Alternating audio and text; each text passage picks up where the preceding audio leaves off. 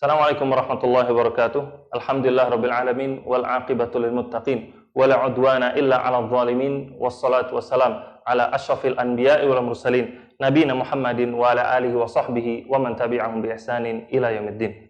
Ikhwani wa akhwati fid din rahimani wa rahmakumullah. Pendengar dimanapun antum berada, siapa dari kita yang enggak mau menjadi seorang ulama? Para ulama, mereka itu benar-benar dimuliakan oleh Allah Ta'ala. Allah itu mengangkat derajat mereka. Bahkan Nabi SAW bersabda, wa innal ulama warasatul anbiya. Sesungguhnya para ulama itu adalah pewarisnya para nabi. Dan Nabi SAW juga bersabda dalam hadis yang lain, fadlul alimi alal abid kafadlil qamari ala sairil kawakib. Beliau katakan bahwasanya keutamaan seorang ahli ilmu dari seorang ahli ibadah itu seperti keutamaan bulan yang terang benderang atas planet-planet yang lain atau bintang-bintang yang lain. Ini menunjukkan bahwasanya seorang ulama itu memiliki kedudukan yang tinggi dalam Islam. Dan banyak sekali di antara kaum muslimin dan juga para penuntut ilmu yang mereka berusaha untuk menjadi seorang ulama. Tapi ternyata kenyataannya banyak di antara mereka yang berguguran. Banyak di antara mereka yang gagal. Dan tidak lain tidak bukan adalah dikarenakan caranya mereka yang salah. Mereka tidak menempuh jalannya para ulama untuk menjadi seperti yang ada mereka sekarang. Nah, makanya pada kesempatan kali ini Ana berusaha menyampaikan kepada antum semua bagaimana langkah-langkah yang dijelaskan oleh para ulama agar kita bisa menjadi seperti mereka.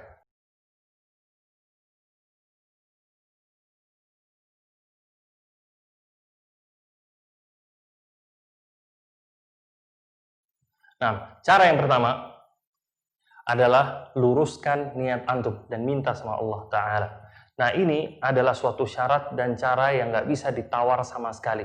Seorang yang mau jadi ulama itu harus niatnya lurus hanya kepada Allah Ta'ala saja. Nggak boleh mengharapkan yang lain. Nggak boleh mengharapkan harta, nggak boleh mengharapkan dunia, nggak boleh mengharapkan wanita, nggak boleh mengharapkan pujian, dan lain-lain. Nggak boleh dan itu semua. Nabi SAW bersabda, man talabal ilma liyujariya bihi al-ulama, au liyumariya bihi as-sufaha, au yasrifa bihi wujuhan nas ilaihi adkhalahu Allahun nar.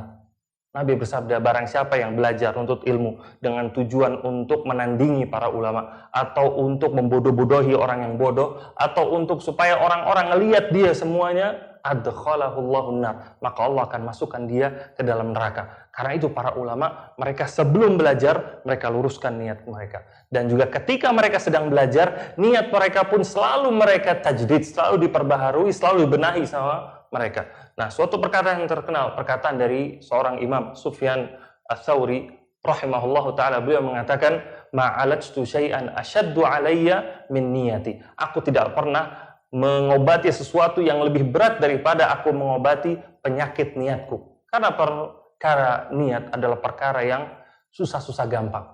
Syaitan berusaha untuk merusak dimanapun niat ini berusaha lurus. Karena itu ketika kita mau belajar, selalu tajdid, selalu perbaiki niat kita untuk Allah Ta'ala. Kemudian, ikhwani wa akhwati fiddin rahimani wa rahimakumullah, cara yang kedua untuk menjadi seorang ulama, strategi belajar antum harus benar. Nah, strategi belajar antum harus benar. Ketika antum mau memenangkan sebuah peperangan atau mau membuat sebuah rumah, harus ada strategi, harus ada cara-cara bagaimana cara membangunnya. Dan begitu juga ketika antum mau belajar, strategi antum harus benar. Di antara strategi yang harus antum susun, yang pertama, antum harus mulai dari yang paling terpenting dulu. Dari yang paling terpenting. Yaitu apa yang terpenting? Yaitu pondasi, landasan. Rumah, antum nggak bisa bangun kalau antum mulai dari atapnya, atau antum mulai dari pintunya, atau dimulai dari jendelanya. Ketika mau bangun sebuah rumah, yang pertama kali dibangun apa? Pondasinya dulu. Karena segala sesuatu itu bisa tegak, bisa bagus kalau pondasinya itu bagus. Nah, begitu juga ketika antum mau belajar, pondasinya itu awal harus benar. Mulai dari perkara-perkara yang paling penting, baru antum mulai belajar. Kemudian hal kedua, strategi yang harus antum susun adalah harus belajar sedikit demi sedikit. Nggak bisa orang belajar itu buru-buru, mengejar-ngejar, begitu saja nggak bisa. Harus perlahan-perlahan. Lihat bagaimana Allah Ta'ala menurunkan Al-Quranul Karim secara bertahap. perlahan sedikit demi sedikit 23 tahun Allah Ta'ala menurunkan Al-Quranul Karim kepada Nabi kita Sallallahu Alaihi Wasallam. Allah Ta'ala berfirman, وَرَتَّلْنَاهُ تَرْتِيلًا, dan kami tartilkan kepada Nabi SAW secara berangsur-angsur. Dan begitu juga para sahabat radhiyallahu ta'ala anhum ketika mereka belajar dari Nabi SAW, diceritakan kanu idza ta'allamu minan Nabi SAW asyra ayatin lam yujawizuha hatta yata'allamu ma fiha minal ilmi wal amal. Dikatakan bahwasanya dulu para ulama atau para sahabat ketika mereka mau belajar dari Nabi SAW, maka mereka itu cuma belajar satu hari itu cuma 10 ayat. Mereka nggak mau lampaui 10 ayat ini sampai mereka paham benar makna dari ayat ini dan juga mereka amalkan. Dan begitu juga kita atur strategi dalam belajar. Kita mulai dari yang paling penting dan juga bertahap, sabar, jangan terburu-buru. Kemudian yang ketiga, ikhwani fiddin, rahimani wa rahmakumullah. Yang ketiga, untuk menjadi seorang ulama, seorang itu harus maksimal, harus totalitas. Untuk jadi seorang ulama, antum nggak bisa setengah-setengah, nggak bisa separuh-separuh. Lihat bagaimana para ulama, mereka itu benar-benar totalitas maksimal untuk belajar, mencurahkan diri mereka untuk Islam. Nah, ini juga yang harus kita lakukan. Para ulama mereka mengamalkan firman Allah Ta'ala, Qul inna salati wa nusuki wa mahyaya wa mamati lillahi rabbil alamin.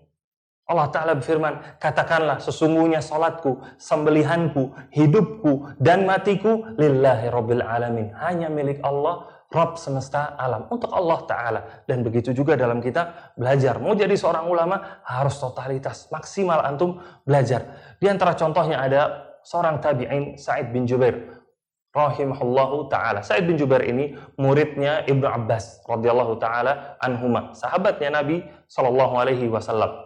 Sa'id bin Jubair mengatakan, terkadang aku belajar dari Ibnu Abbas, aku tulis pelajaran yang disampaikan, aku tulis di bukuku. Kalau bukunya sudah penuh, aku pindahkan tulisan itu ke sendalku. Kalau sendal itu sudah penuh, aku tulis di lenganku, kata dia.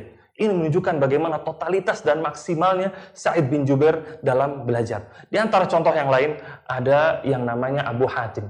Abu Hatim Ar-Razi ini seorang ulama hadis. Beliau pada suatu ketika beliau menasihati anaknya Abdurrahman, yang di kemudian hari Abdurrahman pun ternyata menjadi seorang pakar hadis juga. Beliau menasihati anaknya, wahai anakku, sesungguhnya aku sudah menempuh perjalanan dengan kedua kakiku ini untuk belajar hadis lebih dari 1000 farsakh, katanya. Lebih dari 1000 farsakh dia tempuh, dia berjalan untuk belajar hadis. Dan satu farsakh, kata para ulama, itu panjangnya kurang lebih 5,5 km. Jadi 1000 farsakh itu kalau antum hitung, satu farsakh itu 5 km, kurang lebih itu ada 5.000 km sudah ditempuh oleh Abu Hatim untuk belajar ilmu hadis. Antum tahu bagaimana jauhnya? Pulau Jawa itu kurang lebih panjangnya itu 1000 km. 5.000 km ditempuh oleh Abu Hatim, antum bolak-balik dari Jawa ujung ke ujung 5 kali, baru antum bisa samai pencapaian dari Abu Hatim Ar-Razi rahimahullahu ta'ala. Ini diantara bentuk maksimal dan totalitas dalam belajar. Kemudian ikhwani wa akhwati fiddin rahimani wa rahimakumullah. Cara yang nomor 4. Cara nomor 4 untuk antum menjadi seorang ulama, harus ada bimbingan dari guru. Nah, harus ada bimbingan dari guru. Para ulama mereka itu melakukan rihlah fi talabil ilm, perjalanan safar dengan tujuan untuk belajar, untuk mencari guru-guru. Di antara mereka ada yang mempunyai ratusan guru, ada yang bahkan mencapai ribuan guru karena mereka mau belajar. Dan belajar dari seorang guru atau di bawah pengawasan guru itu memiliki banyak sekali keuntungan. Keuntungan yang pertama dari kita belajar di bawah bimbingan seorang guru adalah antum menjadi mudah untuk memahami sebuah masalah. Jadi mudah. Lihat bagaimana para sahabat radhiyallahu taala anhum, antum bisa temui di banyak sekali hadis para sahabat mereka bertanya kepada Nabi SAW tentang banyak perkara. Kemudian Nabi SAW menjawab perkara tersebut. Ini menunjukkan pentingnya kita belajar di bawah bimbingan seorang guru untuk mempermudah pemahaman kita. Betapa banyak orang yang berusaha belajar otodidak, nggak mau dibimbing oleh seorang guru, akhirnya pemahamannya menyimpang, pemahamannya tidak lurus. Makanya usahakan selalu cari guru, minta bimbingan terhadap dia. Kemudian keuntungan yang kedua, kalau antum belajar dari seorang guru atau di bawah bimbingan seorang guru ini akan mengevaluasi cara belajar antum dan hasil belajar antum. Kalau ada kesalahan akan ditegur sama dia. Lihat bagaimana Nabi Shallallahu Alaihi Wasallam dalam banyak sekali kesempatan beliau menegur para sahabat radhiyallahu taala anhum. Di antara contohnya ketika turun ayat alladzina amanu wa lam yalbisu imanahum bidzulmin ulaika lahumul amnu wa hum muhtadun.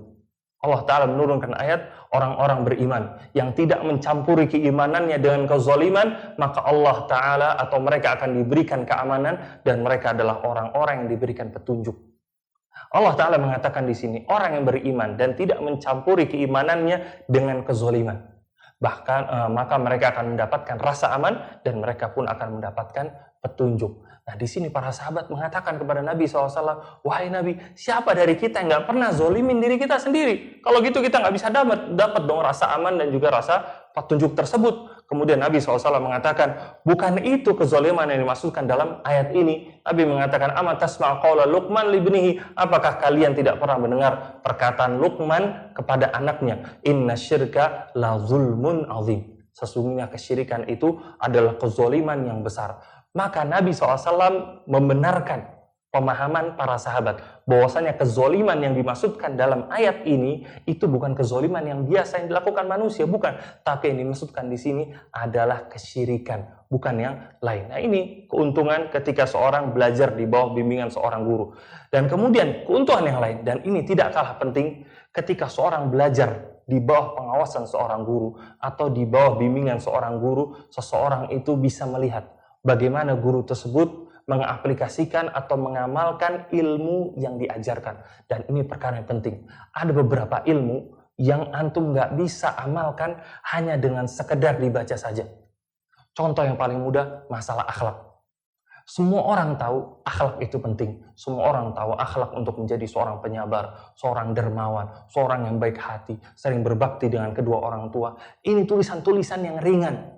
Tapi ternyata banyak orang yang bertolak belakang dengan apa yang mereka baca. Kenapa? Karena mereka nggak lihat langsung. Lihat contohnya juga dari Nabi SAW.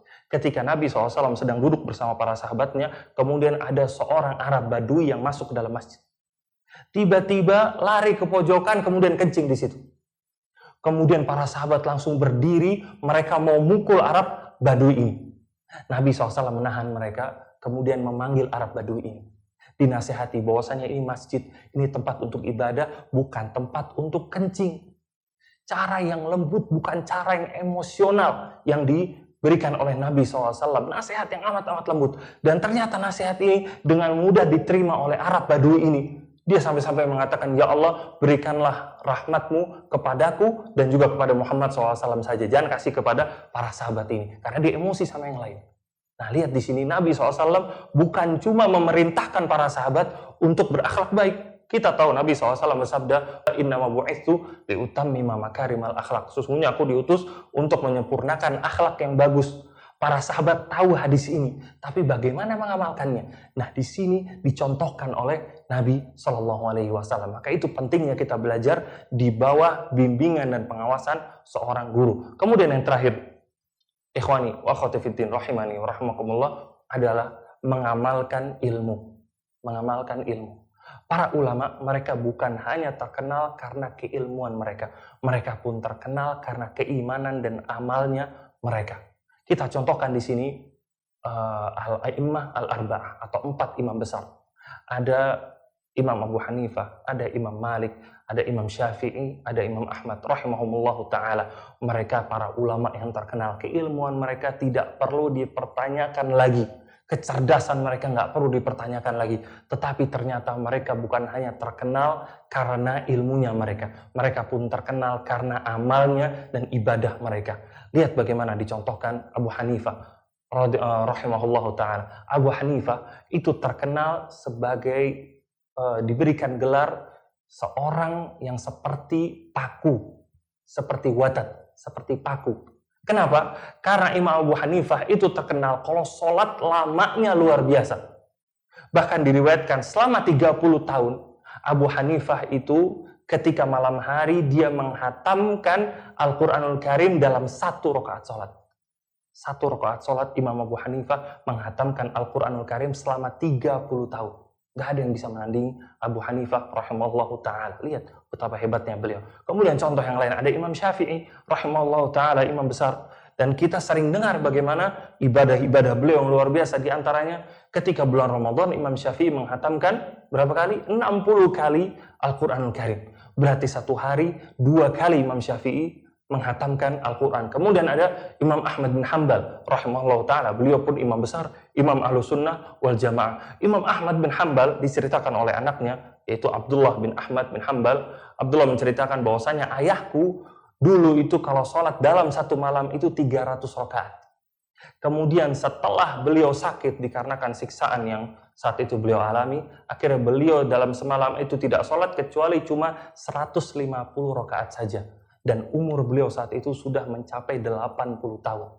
Nah, inilah para ulama. Mereka senantiasa berusaha menggabungkan antara ilmu dan amal. Nah, oleh karena itu, semoga kita semua dimudahkan untuk bisa menjalankan 5 qiyat ini supaya kita bisa menjadi para ulama, bukan untuk dipandang oleh manusia, tapi agar kita dimuliakan oleh Allah Ta'ala. Nah, aqulu qouli hadza wa sallallahu ala nabiyina Muhammadin wa ala alihi wa sahbihi wa atba'ihi bi ihsan. Wassalamualaikum warahmatullahi wabarakatuh.